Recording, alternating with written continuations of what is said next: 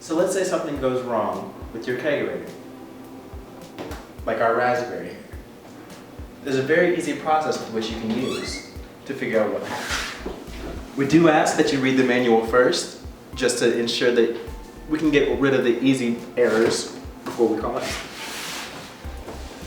The way the kegerator works is the CO2 is the powerhouse that sends it through and into the keg, which forces the kombucha out and out of the tap, which means there's only 3 places that something can go wrong.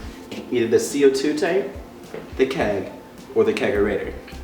Starting with the most difficult in the beginning of our process, we're going to start with the CO2 tank. A real easy way to test if it is a CO2 tank is the pressure release on the keg. If you pull this pin up and no air is coming out, there's no air in the keg to send the brew out. And here's how we can fix that.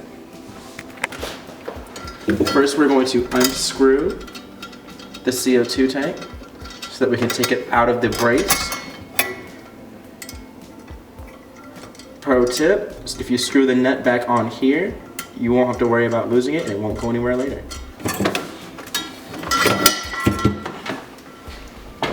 Taking the CO2 tank out, the first thing we want to do is make sure that it is on by rotating the handle to the left. And you should see the pin go up. If this pin is all the way down, that means the CO2 tank is empty and it's time to call your friends at MTO to replace the CO2 tank. Another thing to look for is to ensure that this pin is not resting down, which means that it wouldn't have pressure. And the way to adjust that is this T valve here. By screwing counterclockwise, it releases, and by screwing clockwise, it increases. And we always want to shoot for that 10 mark, like so. And then you just tighten the nut here, and it locks in place. Next, we want to make sure that our main valve is facing along with the hose or down. That sends air through to the 3-prong distributor down here, and is provided these are all facing down as well, air should reach the keg. Like so. Now let's say that all of these things are working and your kegerator still doesn't work. The next question then would be the keg itself. If we test the pin and it releases air like that, then the only problem that we can infer that from this point back still works. We don't have to worry about the CO2 tank.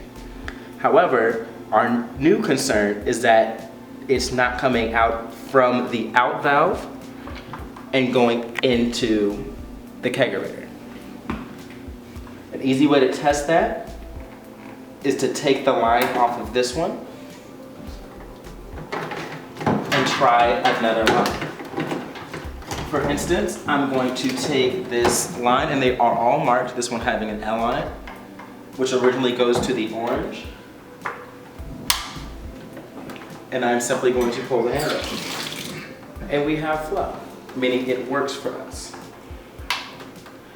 However, if it were not to,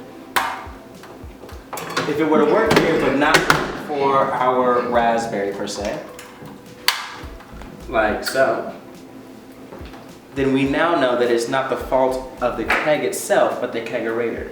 And the only place that that can go wrong is if there's something obstructing the line itself.